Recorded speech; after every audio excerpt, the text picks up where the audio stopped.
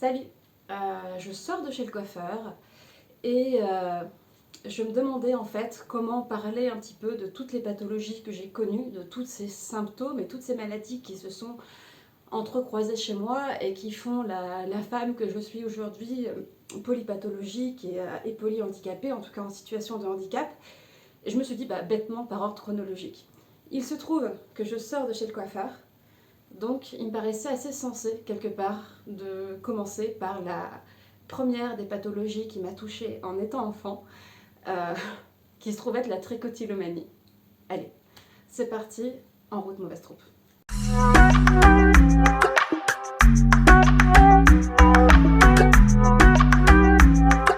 Alors, je n'ai pas le DSM-5 sous les yeux, j'ai pas travaillé cette vidéo, je ne l'ai pas scriptée.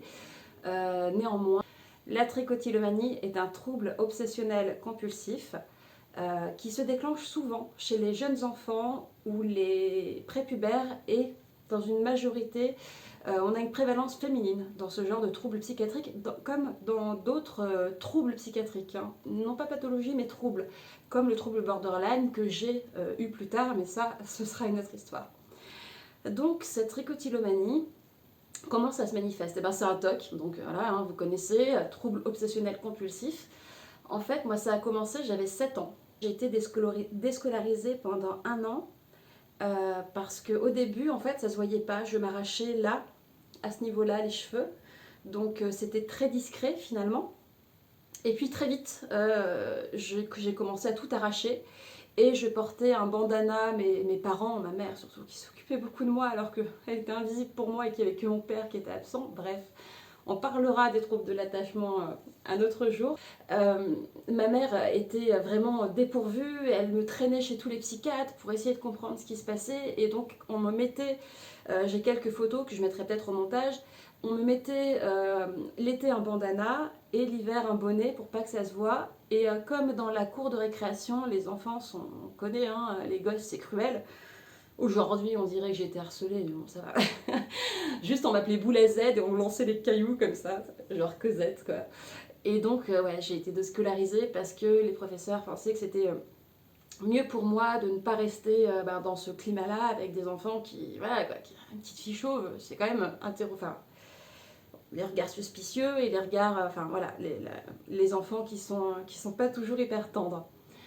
Donc cette trichotillomanie, en fait, elle s'est déclenchée, donc je l'ai dit, j'étais en CM1, CM2, donc ça donne quel âge? 8-9 ans je crois. Ouais, c'était juste avant le divorce de mes parents. Et en fait, j'étais une éponge émotionnelle. J'étais vraiment une éponge émotionnelle étant petite. Et je suis le fruit, je suis donc non pas le fruit d'un amour, mais je suis le fruit d'un couple qui ne s'aimait pas. Voilà, on était une famille dysfonctionnelle et ça j'y reviendrai. Donc j'ai eu des troubles de l'attachement envers mes deux parents, une mère fuyante et un père trop présent, présent fuyant. Enfin, ça a donné un trouble de l'attachement je crois qu'on catégoriserait numéro 3, mais bon, c'est pas le propos. Et en fait, juste avant le divorce de mes parents, on était, je me souviens très bien de l'été où ça a commencé.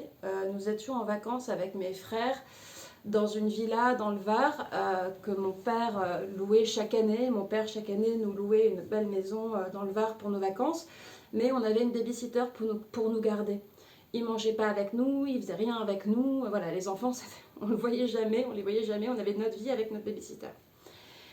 Et là, cet été-là, ça a commencé. Donc en fait, la trichotillomanie, c'est je m'arrachais les cheveux. J'en souffre encore aujourd'hui, hein. Donc ça a commencé à cet âge-là et j'en souffre encore aujourd'hui. On s'arrache les cheveux pour les manger. Mais en fait, je les mangeais pas, je les avalais pas. Il y en a d'autres qui les avalent. Ça crée d'ailleurs des problèmes intestinaux parce que ça fait des boules et tout.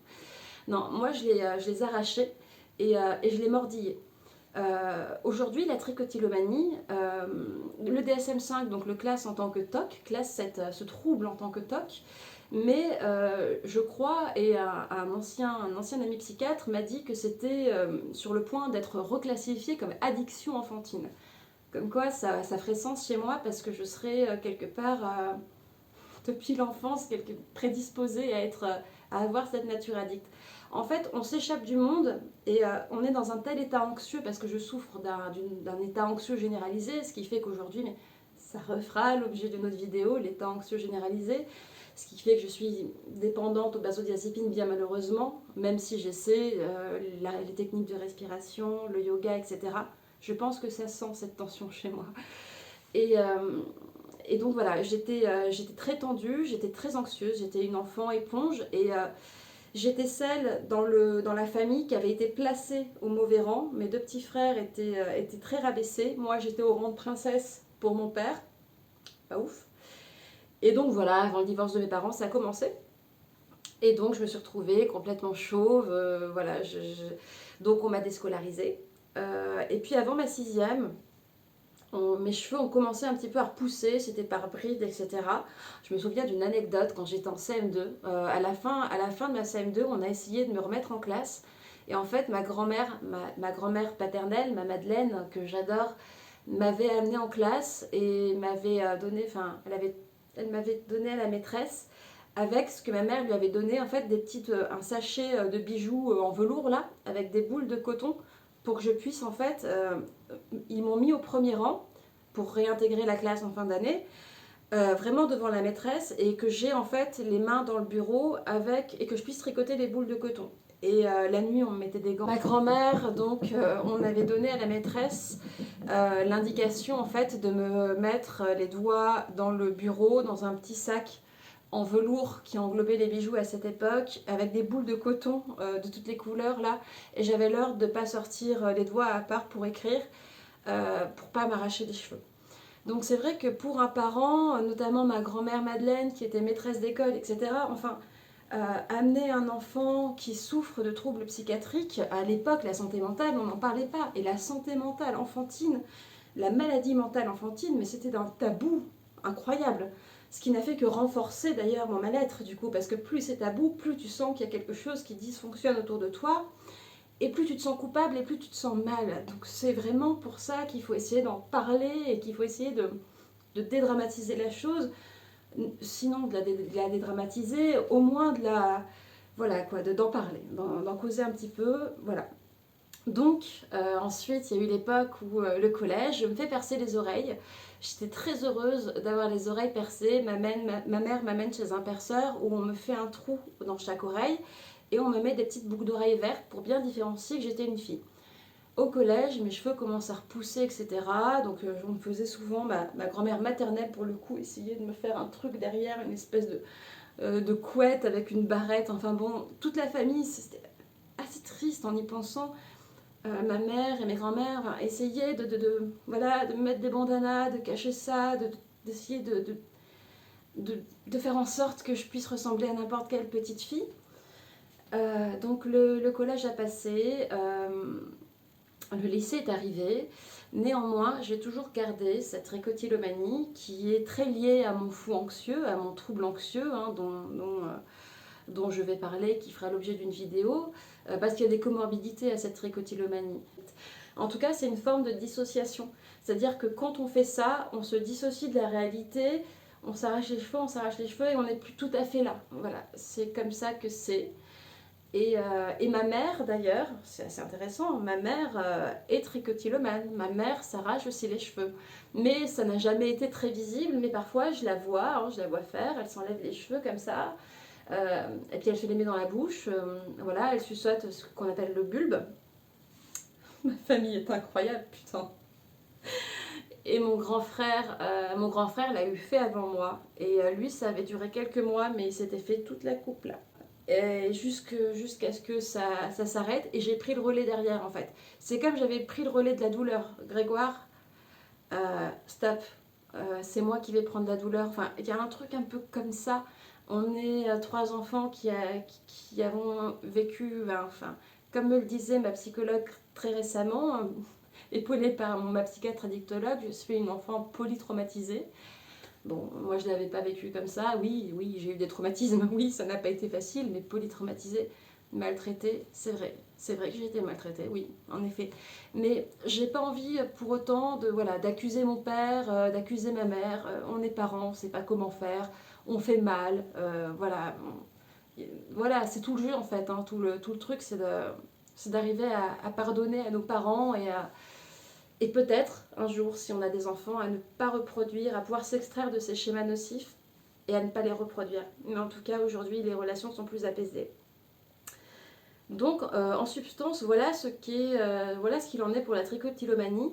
Sinon que, sinon que, euh, en fait, j'ai ce complexe de la chevelure de sirène et j'ai ce complexe des cheveux longs. Alors déjà, c'est un attribut féminin, hein, les cheveux longs, etc. Mais j'ai ce truc où je me dis, en fait, il faudrait, peut-être qu'il faudrait que je me rase la tête ou que je me fasse une coupe à la garçonne, j'adorerais.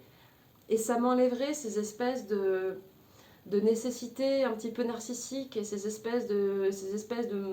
de comme un devoir que je sens d'être désirable et que ça passe par le cheveu et par la longueur de mes cheveux. Je pense que ça a pris ses racines par là, mais ça prend aussi ses racines dans une époque où la femme sa valeur marchande, entre guillemets, hein, sur le marché de la séduction, passe par son physique, alors que l'homme, ça passe plus par son statut social, et le physique viendra en second. Je crois que c'est tout à propos de la trichotillomanie.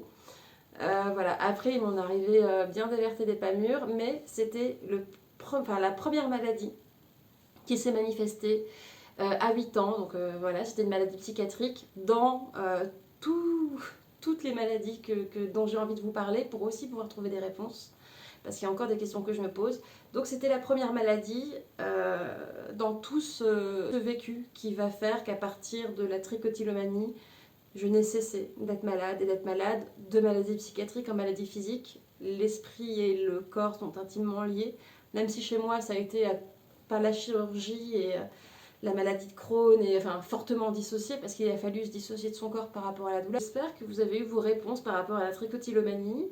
Voilà, c'est une maladie, c'est un trouble obsessionnel compulsif à prévalence féminine et qui se déclenche en fin d'enfance, début d'adolescence et donc qui est caractérisé par l'arrachage compulsif et parfois même pas conscient de cheveux, parfois de sourcils hein, pour certains et même de poils pubiens, pour soulager une espèce d'anxiété. Voilà.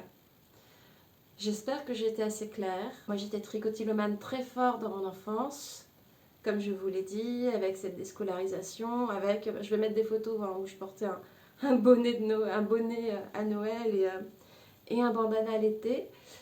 Et aujourd'hui, ça va mieux. Je le fais un petit peu de temps à autre, mais j'espère que vous aurez compris en substance ce qu'est la trichotillomanie. C'est la fin de la vidéo. Rendez-vous pour la prochaine pathologie. Merci de m'avoir écouté et salut mauvaise troupe.